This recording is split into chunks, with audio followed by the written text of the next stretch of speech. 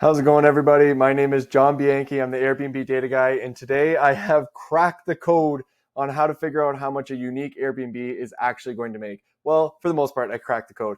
But what I did was I actually figured out a method of how to understand how much more a unique Airbnb makes in comparison to a regular Airbnb. And so for this video, I'm going to walk you through that. I'm going to show you my process. I broke it down into a 5-step process. I'm going to share the sheet with you afterwards. And then there's going to be a little bonus section in here that I want to cover as well. So without further ado, let's get into it.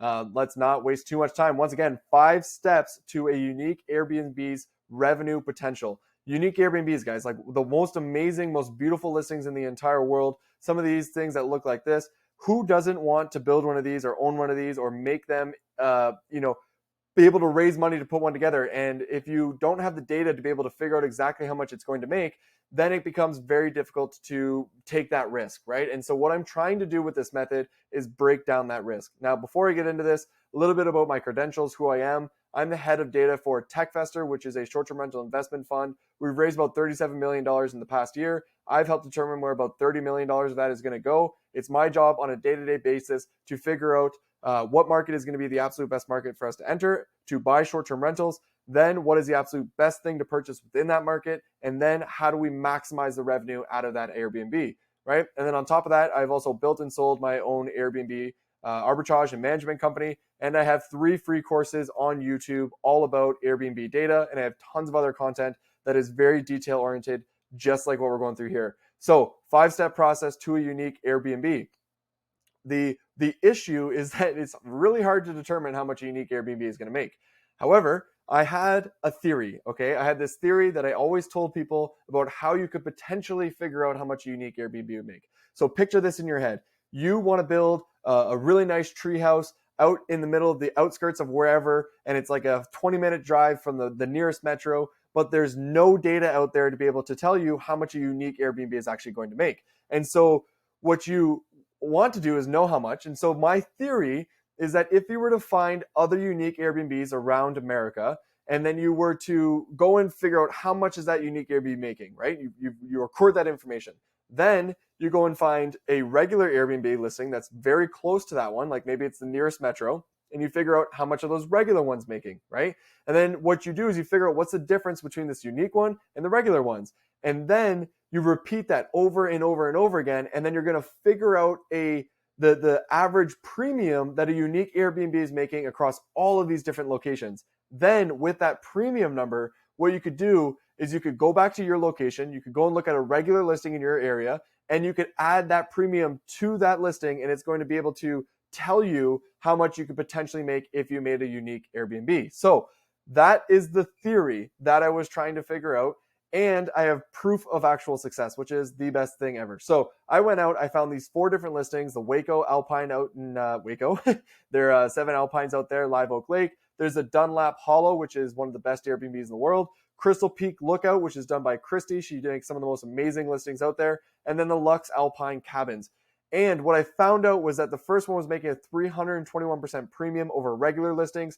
The next one was making a 300% premium. Next one was 277% premium. And the last one coming in first place with 476% premium, which was absolutely amazing. Now, the average between all of these was 344%. However, when you look at this, why I got so excited about this and why I was so happy when I saw it was that these 3 are all roughly making the same premium as one another, even though each one of their listings is different, which is a pattern. And with data, all we're doing is we're looking for a pattern. When we find that pattern, then we know it's repeatable, right? In all reality, this one here, it's an outlier. It's doing better than everybody else. And this is the one that I want to study more than everything. But my conservativeness, what I would do and what I did here was I took the average of those 3 that were very, very close to each other, which comes out to an average premium of 299%.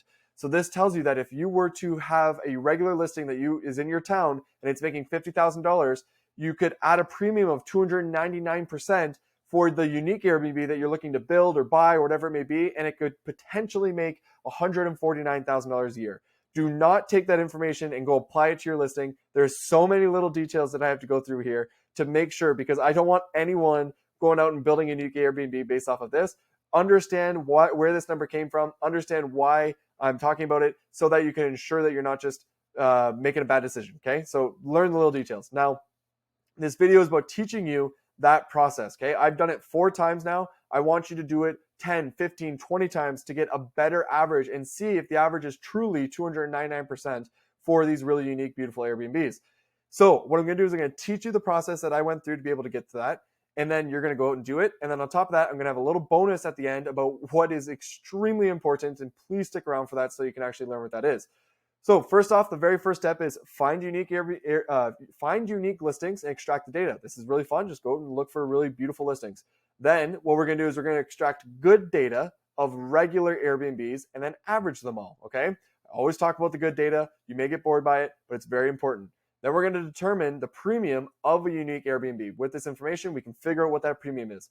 Then what we're going to do is rinse and repeat. We're going to do it over and over and over again. Like I said, 10, 15, 20 times so you can get a nice pattern and get a true proof of that, what the average actually should be. And then from there, what we're going to do is average the averages, all right?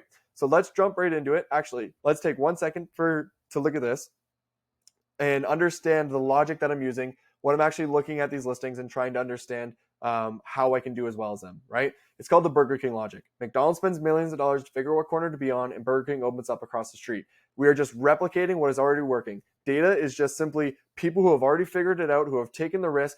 We are then taking that knowledge and that information, and we are applying it to our listings so that we don't have to take that risk that they did take. So thank them for taking the risk, but we're then going to take everything that they've done that works and apply it, and then we're going to avoid all the stuff that didn't work, okay?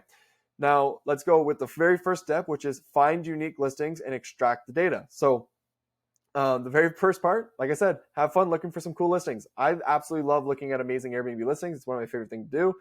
Look through the Airbnb categories. There's the unique category, the A-frame category. There's all these different categories you can go through, and you can find beautiful listings that way. If an Airbnb has an article written about it, it obviously is going to be an amazing, beautiful listing. So that would be a good place to look for listings, Airbnb listings as well.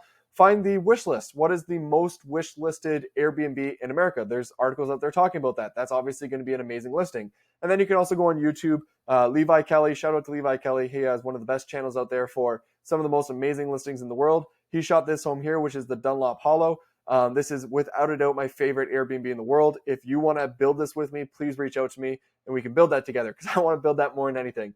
And then once you find these listings, what you want to do is you want to extract the data into a spreadsheet. And we're doing this because when it's all into a spreadsheet, it makes it very easy to read and understand, to be able to make good decisions. We don't miss anything, okay? So what we're going to do is we're going to find that listing on AirDNA. And so as you can see here, I found that listing on AirDNA. I had to purchase a subscription worth every single last penny to be able to get this.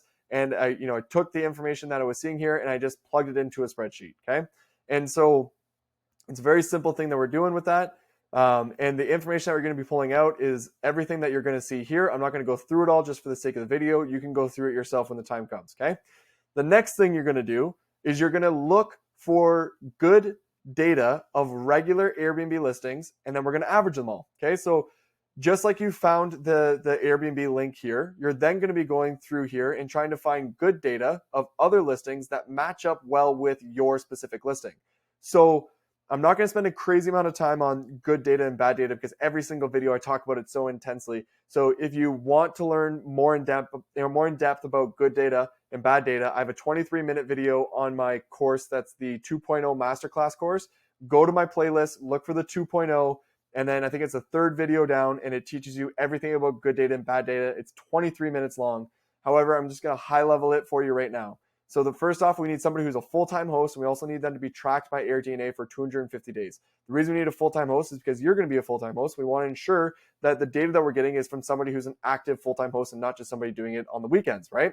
Then what we need is AirDNA to be recording this information for that time period. Now, AirDNA cannot look back on how much a place is making, only moving forward. And so this little number right here is actually how long AirDNA has been tracking the listing. It should be called days tracked, but they put as days available. So this is telling me that this listing here has been tracked for 300 days, okay?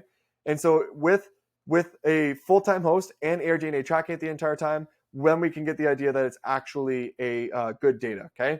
And you can look at this list and you can go through this list of all these other ways you can avoid bad data, but the main one that I want you to walk away with is to review the reviews for the past 12 months and ensure that there's been a review every single month during that time frame. So first thing you're going to do is you're going to see that there's over 300 here. Then you're going to see that there's a good amount of reviews. Then you're going to open up the link. You can actually click the link there, and then you're going to open up the reviews, and you're going to ensure that they've had one for every single month for the past 12 months. And so that's going to be your best way to ensure that you've got good data. Now, that's making sure we got good data, avoiding bad data. And once you've figured that out and you understand that and you've learned it, the next thing you're going to do is you're going to try and find regular listings, but I don't want you to pick the worst listings. Pick good ones, right? Pick regular good listings. They don't have to be unique, but just good ones, right? And then also pick the ones that are roughly the same size. So if the Airbnb that you're looking at is a 3-bedroom, find regular Airbnb listings that are also 3 bedrooms, right? But make sure that they're well done listings. And then that's going to give you a true understanding of what the difference is between a regular Airbnb and a premium Airbnb, right? And so what you can see here is when you find those listings, once again, we're going to extract the exact same information, everything that you see here, and this is what it ends up looking like. So the first one I have here is the Crystal Peak Lookout. Shout out to Christy, one of the best Airbnbs out there. And I have added all of her information for that specific listing. And then I realized it says Crystal Peak Lookout right here. It should just say regular listings. I found 3 more regular listings that were in the nearby town, and I added all of their data in here. And now what I have is I have a good amount of data that I can use to figure out what the average is for a listing, and then I also have hers. Now, one thing that you may be wondering is this little piece here, which is the full year revenue. So as you can see, when I went through this listing here, when I showed you this here, it said that it had been tracked for 300 days. However, this is still missing about 2 months worth of data. And so if I find another home that's been around for 365 days, it's going to have its full year, and this one's going to look like it's making less. And so what we do is we take the average daily rate and the occupancy, we times them by each other, and then we times it by 365. That's the formula that you want to use for this specific row. It's the only one that you have to add a formula in. So 365 times average daily rate times occupancy gives you the true full year revenue. And then we're comparing apples to apples rather than apples to bananas. Okay. So once again, guys, we're just finding good listings that are regular listings, and we're then putting that information into a spreadsheet so we can nice and see it cleanly. And then but it's going to be right below the unique listing that we had pulled out. Okay. From there, what we're going to do is we're going to go into step 3, which is determine the premium of a unique Airbnb. And so the way that we do that, and this is the way I displayed it here, is not the best. So I do apologize. But essentially, what you're going to be doing is there's going to be one section which is called, average regular, which is the average of all of the regular Airbnbs. And so once again, this little full year revenue column, you want to average out all of these. And the formula that you use for that is just equals average, and then you select all of those cells in that column. Okay. If you don't know how to use this formula, look up YouTube videos and they'll teach you how to do that. So that's going to give you the average for all of your regular ones. Then what you want to do is you add in what your unique Airbnb is making, right? And then from there, what you do is this other formula where you take the unique listing, and then you divide that by the average listing, right? And then it's going to give you a percentage. So you want to make that a percentage. And so when it equals out, it ends up equaling out to 276.84%. And that's saying that the unique listing here is making 276% more than all the other regular listings within this area, which is mind-boggling, which is just absolutely insane. I love seeing that stuff more than anything. These are the best of the best Airbnbers out there, but they have figured it out and they've done that. Now, let's move into step 4, which is rinse and repeat. Every single step that I just explained to you may be tedious, may be a lot of work. However, we have to do it over and over and over again so we can get that true pattern, so we can actually see what the true premium is going to be. And if you're sitting there right now going, this is way too much work, this is not worth it, I don't want to do this, think about it this way. If you have this vision in your head that you want to build this amazing community in some sort of location or whatever it may be, but you can't get the money to be able to do it, what I want you to understand is that if you follow this process and you extract all of this data, and then you take it and you bring it to an investor and you show it to them, that investor is way more likely to be able to actually invest in the project that you want to build. You may be able to bring some cash, but sometimes you just can't bring all the cash. And so if you have the data to be able to prove this, you should be able to raise the money that you're trying to raise, right? And I can speak to this from experience. When I was first getting my business up and running, I used the data to be able to raise $250,000 to go out and build my arbitrage business. And so what I'm explaining to you right now is just using the data, following this process, taking the time that it takes to do this so that you can go raise money from an investor and prove to them with tangible, real numbers about what you expect to make, okay? So that, if anything, that should make it worth it for you. And on top of that, it also making more money. And on top of that, it's also, if you're putting your own money in there, it's going to be ensuring that you're not losing your own money. Losing your own money is fine. Losing other people's money is not, okay? And so anyways, let's get to step 5. Step 5, average the averages. And so essentially what we're doing here is you've gone out and you have found 15 different unique Airbnbs. You've ran it through the process. You've extracted all the data. You've done it over and over again. And now you have all these different premiums from each one of these different listings. And so what you're going to do is you're going to bring them all together. Now you've already seen this, but I'm just going to explain it because this is the final step. So what I did was I have the listing, the unique listing, and then I have the premium that it's doing over the regular. And I did that for each one of the different listings. And then I just used that same average formula to figure out what they were all making. And then what I did down here was I used that same average formula, but just for the top 3 because this one was an outlier. And so when you've done that, what ends up happening is you literally figure out what the premium is for unique Airbnb. I am really satisfied with the fact that I've got 4 here and I'm starting to see that pattern, but I want you to do this over like 15 locations and it's going to be way more accurate and way more real when you're actually doing that. Now, I cannot stress this enough. You are not done. Just because we figured out what the average premium is doesn't mean that you can just go open up any listing and it's going to make you that amount just because it's cool looking or whatever it may be. And I have an example that I'm going to show you as well once I finish going through this that's going to prove that through and through, okay? So bonus is that we're going to logically reason what's driving revenue. I talk about this all the time. You can't just assume that you put together a unique Airbnb and then therefore you're making more money. No, what you need to understand is why are these homes that are making so much more than everybody else, what are they doing? It's still just a building. What if it's put together? Like, what else does it have that's allowing it to make 300% more than all these regular listings? You need to figure out the nitty gritty little detail that's going to give you that answer. And so I can't stress this enough. You need to go through all the different places and make notes about what they have, specifically the unique listings in comparison to those regular ones, right? And you're going to make notes on every single last thing. So let me run you through this list. I've ran through this list quite a few times, but I just want to make sure anyone who's watching this for the first time sees it. The quality and luxury, the quality of the entire home itself. Is it luxury? Is it average? Does it have a lot of characters? Is it something that's been restored? Is it something that is like really old and hasn't been restored? What is the quality of this listing, like the unique ones and the average ones, the regular ones, right? Is there a pool? If there is a pool, what kind of style is that pool? Is it a square pool? Is it a round pool? Is it an insert pool? If there's a hot tub, what is what kind of hot tub is there? Is it like a hot tub space or is it just like a hot tub thrown there?